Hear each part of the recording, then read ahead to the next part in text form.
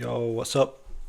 I'm going to do a quick trade review on ELWS, a stock that I traded today. There are pros and cons to it. I've traded it probably 20 minutes ago.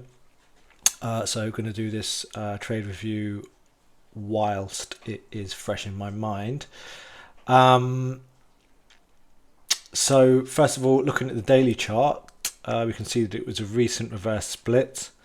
The float currently is just over 1 million, and it just touched $1 more or less this morning.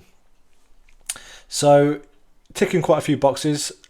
It also has it's had previous pretty big runs in the past, so it has got spike ability, so it is something that warrants having eyes on.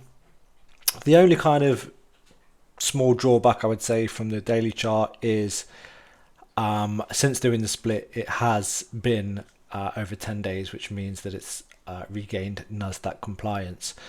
It wasn't on my radar, but it did pop up on the scan today when it had a quick spike from I think yesterday's close was, let's have a look here. Yesterday's close was 156, and then it dropped this morning to almost $1, and then had a really quick spike. So if I go to the intraday, you can see here, this is the minute chart. You can see here it dropped to almost $1 and then had this quick spike. So this I wasn't aware of it during this time, but obviously when it does this, it popped up on my scan, and then I began to watch it. So there wasn't necessarily going to be a good entry for me, but I wanted to see what kind of structure it formed and whether or not there was a good entry point for me. And as it turned out,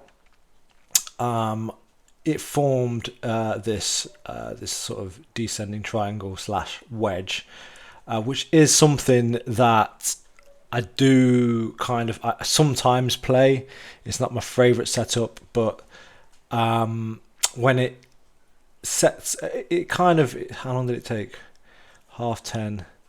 So it kind of formed a bit too quickly for my liking, which is why I think I lacked a little bit of conviction.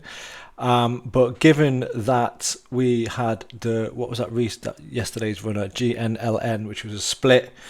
So there are splits are kind of working at the moment. So I was trying to weigh up the pros and cons really to build some conviction. I did take the trade, but I was lacking a little bit of conviction.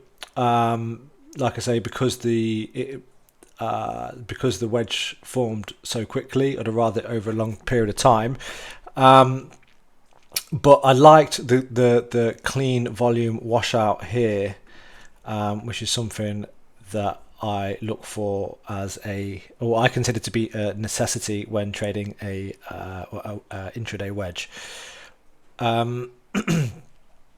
So I entered, because I did see it when it made this move, and then I stopped watching it, and I came back to it 10 minutes later and I could see what it was forming. Drew my lines on and thought, okay, this looked at the volume and thought, okay, this could offer this is probably worth a shot. But like I say, I was lacking conviction, and so I took really small size, had a clear risk level, but I didn't really set a price target, which is poor really. But it was it is and should be and is part of my process to set a price target, but on this occasion I didn't, and I paid the price for it. So I entered around 265. Saw when I gained a little bit more conviction when I saw this volume coming in, but I sold it all at 3. So I took really small size as well. I think I got like 300 shares and sold it all at 3, made like about $100, which is okay. You know, I'm fine with that. But when you see this run up, it's not good trading. It's not good trading not to have a clear plan. So I'm feeling a bit annoyed seeing it up there. You know, reach 460 something. But I guess that's another example of why it's important to have a price target in a clear plan. So I've only really got myself to blame for that. In an ideal world, what I would have done was sold. I don't mind taking some off in the freeze, because you don't know if that's just going to stuff and crash. You don't know that. But I took it all off there, assuming that it was going to stuff and not give it the trade a chance to work.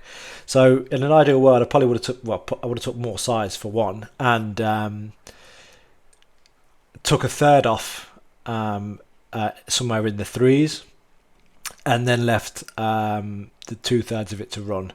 That's what I should have done. Didn't do it, but still green trade, and on to the next one. Cool, thanks.